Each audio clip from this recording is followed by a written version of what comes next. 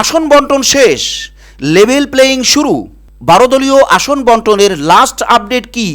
আমিরে জামায়াতের ওমরা সফরের কারণে আসন বন্টনে কোনো ডিলে হবে না, অর্থাৎ আসন বন্টনের সাথে আমিরে জামায়াতের ওমরার সফরের কোনো সম্পর্ক নাই। অতএব কেউ যদি ভুল বোঝায়, আমরা সেই ভুল নিব না, কারণ আসন বন্টনের জন্য আমাদের সকল কেন্দ্র প্রস্তুত আছে এবং তাদের আলাপ আলোচনা চলমান। যে কোনো সময় আসন বন্টনের আনুষ্ঠানিক ঘোষণা চলে আসবে ইনশাআল্লাহ। আসসালামু আলাইকুম রহমতুল্লাহ। প্রিয় দর্শক, কেমন আছেন সবাই? প্রিয় দর্শক, আজকে আমরা অত্যন্ত গুরুত্বপূর্ণ বিষয় নিয়ে আপনাদের সামনে উপস্থিত হয়েছি। বিষয় হলো এই যে 12 দলীয় জোটের আসন বন্টন শেষ, লেভেল প্লেয়িং শুরু। অনেকেই হয়তো বলবেন যে আসন বন্টন শেষ কিভাবে? জি, সেটার ক্ষেত্রে আমরা এখনই এক্সপ্লেন করতে যাচ্ছি, যাতে বিষয়টা আপনি ভেরি ক্লিয়ার, একদম ক্লিয়ার করে বুঝেন ইনশাআল্লাহ। এক্ষেত্রে অনেকেই তাকিয়ে আছেন যে 12 দলীয় আসন বন্টনের লাস্ট আপডেটটা কি, এটাও আমরা আজকে তুলে ধরবো ইনশাআল্লাহ। এই বিষয়টা বলার আগে আপনাদের সকলের বিবেকের কাছে আমাদের একটা প্রশ্ন, যে আসন সমঝোতা বেশি জরুরি নাকি লেভেল প্লেয়িং ফিল্ড বেশি জরুরি? এই বিষয়টা আপনার বিবেকের কাছে আমাদের প্রশ্ন থাকলো। বন্ধুরা, ইতিমধ্যেই আমরা দেখছি যে আমাদের সমমনা কিছু ভাইয়েরা বিভিন্নজন বিভিন্নভাবে পোস্ট করতেছেন যে জামায়াত আমির ওমরার সফরে গিয়েছে বিধায় আসন বন্টন আরও ডিলে হতে পারে। মনে রাখবেন, জামায়াত আমিরের ওমরা সফরের সাথে আসন বন্টনের কোনো সম্পর্ক নাই, কারণ আসন বন্টনের বিষয়টা শুধুমাত্র জামায়াত আমির এককভাবেই দেখেন না, এটা নিয়ন্ত্রণ করে কেন্দ্র। অতএব ওনার বক্তব্য যদি কিছু থেকে থাকে, সেটা উনি দূরে থেকেও দিতে পারবেন, অথবা উনি দিয়ে গিয়েছেন, অথবা উনি এসেও দিবেন। অর্থাৎ আসন বন্টনের সাথে আমিরে জামায়াতের ওমরার সফরের কোনো সম্পর্ক নাই, মানে আমিরে জামায়াতের ওমরার সফরের কারণে আসন বন্টন ডিলে হচ্ছে না বা হবে না। অতএব এই ব্যাপারটা যারা সোশ্যাল মিডিয়াতে আনছেন, তারা আসলেই বিষয়টাকে গভীরভাবে চিন্তা করেননি। এক্ষেত্রে আমরা 12 দলীয় আসন বন্টনের লাস্ট আপডেটের ব্যাপারে কি বলবো? হ্যাঁ, গত পরশুদিন আমরা এ ব্যাপারে পরিষ্কার করে বলে দিয়েছিলাম আখলাক টিভির পক্ষ থেকে, যদিও আমরা ওইভাবে কথা বলাটা পছন্দ করি না, তারপরেও মানে আমরা ওয়েট করতেছিলাম যে কেন্দ্র থেকে যে খবরটা আসবে, কেন্দ্র যখন বলবে আমরা সেইটার উপরেই কথাবার্তা বলবো। কিন্তু যেহেতু আপনাদের অনেক চাপাচাপি এবং বিভিন্ন মিডিয়াতে বিভিন্নভাবে আসন বন্টনের বিভিন্ন রেজাল্ট, বিভিন্ন ভাগমাপ, বিভিন্নভাবে বন্টনের ফলাফলটা অনেকেই প্রকাশ করছেন, যে কারণে আমাদেরকে অনেক মানুষ বলার দ্বারা আমরা খবর সংগ্রহ করে যতটুকু পেরেছি কেন্দ্রীয় খবরের একদম কাছাকাছি আমরা তুলে ধরার চেষ্টা করেছি, যেটা আমাদের এডিটর এই মুহূর্তে আপনাদেরকে গত পরশুদিনের আসন বন্টনের লাস্ট খবরটা থাম্বনেইলের মাধ্যমে দেখিয়ে দিবেন, এবং সেই ভিডিওর লিংক কমেন্ট সেকশনে থাকবে এবং আই বাটনেও থাকতে পারে। সেখানে আমরা যেটা বলেছিলাম সেটা সেই ভিডিও বার্তা থেকে আপনারা দেখবেন যে কিভাবে আসন বন্টন হয়েছে এবং কেন্দ্র কিভাবে সেটা প্রচার করবে বা প্রকাশ করবে।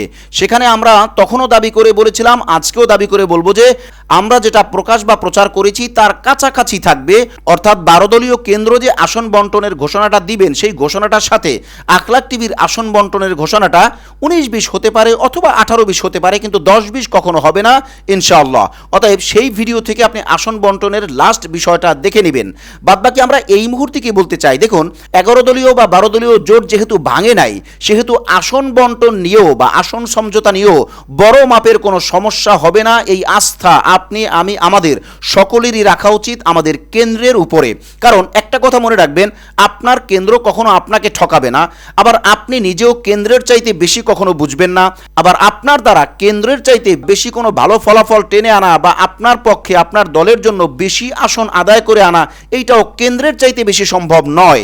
অতএব আপনি, আমি, আমরা এই 11 দল বা 12 দলীয় জোটের যারাই আছি, সবাই কেন্দ্রের উপরে নির্ভর করব। আসন বন্টনের ব্যাপারটা কেন্দ্রের উপরেই ছেড়ে দেন। অন্যথায় এই আসন বন্টন নিয়ে আবারও যদি টানাপোড়েন শুরু হয়, তাহলে আবারও তিক্ততা বাড়তে পারে। তবে এটা ঠিক যে আলহামদুলিল্লাহ ইসলামী আন্দোলনের পক্ষ থেকে মৌলানা গাজী আতাউর রহমান সাহেব, জামায়াত ইসলামের পক্ষ থেকে মোহতারাম গোলাম পারওয়ার সাহেব সহ কেন্দ্রীয় নেতারা সবাই আলহামদুলিল্লাহ আশ্বস্ত করেছেন যে 11 দলীয় বা 12 দলীয় জোট এটা কমপ্লিটলি ঠিক আছে, এবং জোট যেহেতু ঠিক আছে সেহেতু আসন বন্টন নিয়ে কোনো ঝামেলা হবে না, এটা আপনি ধরে নিতে পারেন।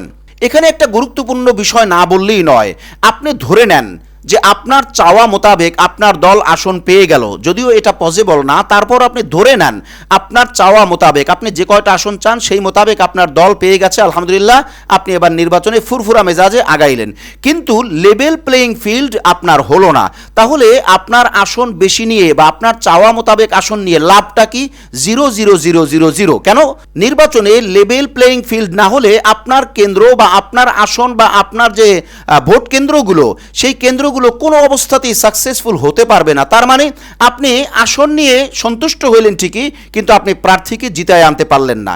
তাহলে কি দাঁড়াইলো আপনি হারু পার্টি হয়ে গেলেন, আপনি ঠকা পার্টি হয়ে গেলেন। তাহলে লাভটা কি? টোটালি লস, মোটেই লাভ নাই। তাইলে এই ক্ষেত্রে আখলাক টিভি আপনাকে বলবে কি, ভাই আসন বন্টনের ব্যাপারটা কেন্দ্রের উপরে ছেড়ে দেন, চলেন সবাই মিলে দল মত নির্বিশেষে লেভেল প্লেইং ফিল্ডের জন্য ঝাঁপিয়ে পড়ি। এখানে হয়তো অনেকেই বলবেন যে ভাই আসন বন্টনের ব্যাপারে আপনি গুরুত্ব দিচ্ছেন না কেন?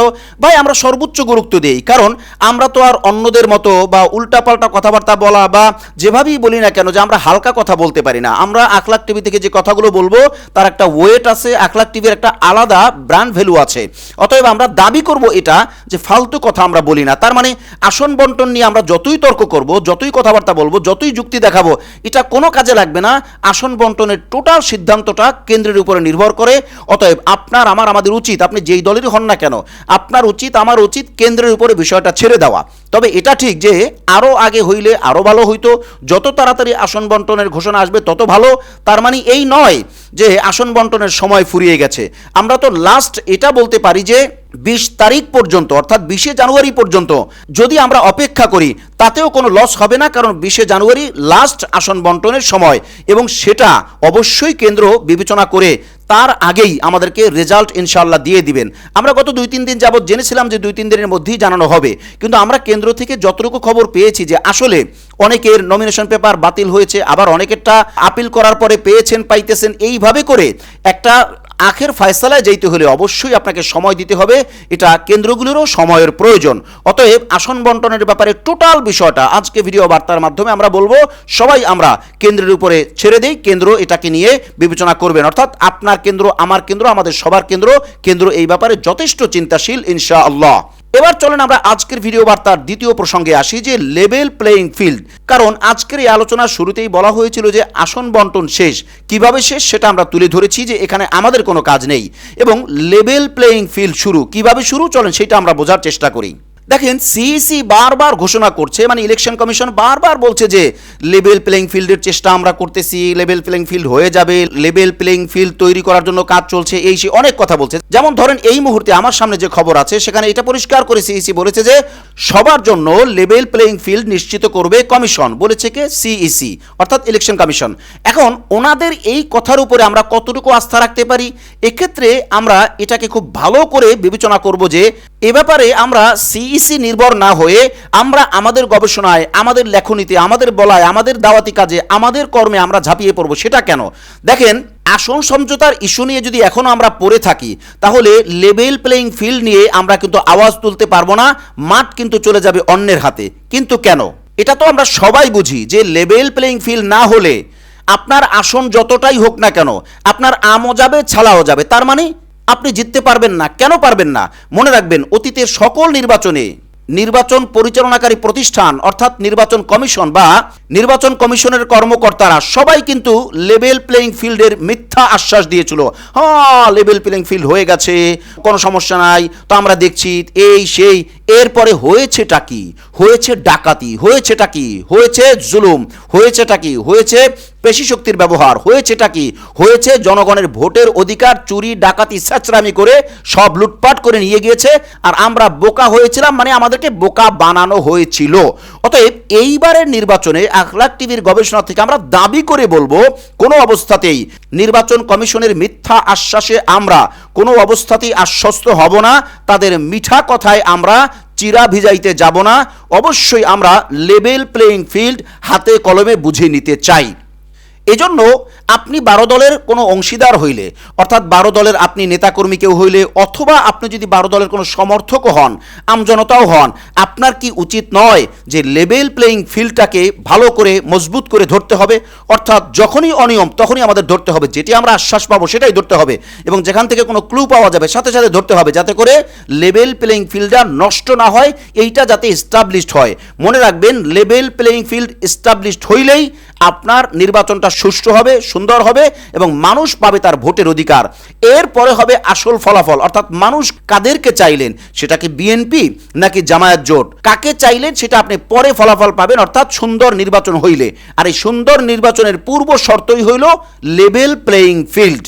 অতএব আমরা আমাদের সকল দর্শক শ্রোতাদেরকে সবিনয় আবেদন করতে চাই, ভাই, এতক্ষণের আলোচনায় আমার মনে হয় আপনার কাছে এই জিনিসটা পরিষ্কার, ভেরি ক্লিয়ার, যে আমাদের অবশ্যই আসন বন্টনের চাইতেও লেভেল প্লেয়িং ফিল্ড নিয়ে এখন ঝাঁপিয়ে পড়া দরকার, এর বিকল্প কিছু নাই। অতএব লেখায় বলায় সব দিক থেকেই আমরা লেভেল প্লেয়িং ফিল্ড নিয়ে এখন ঝাঁপিয়ে পড়ব। আর আসন বন্টনের ব্যাপারটা যেহেতু এখনও ফাইনাল হয়নি, এটা আমরা কেন্দ্রের উপরে নির্ভর করব। তবে মোটামুটি একটা রেজাল্ট কিন্তু বিভিন্ন মিডিয়ার মাধ্যমে, বিশেষ করে আখলাক টিভি যেটা আপনাদের সামনে প্রচার করেছে, এটাও মোটামুটি একটা যথেষ্ট গ্রহণযোগ্য সূত্রের মাধ্যমে।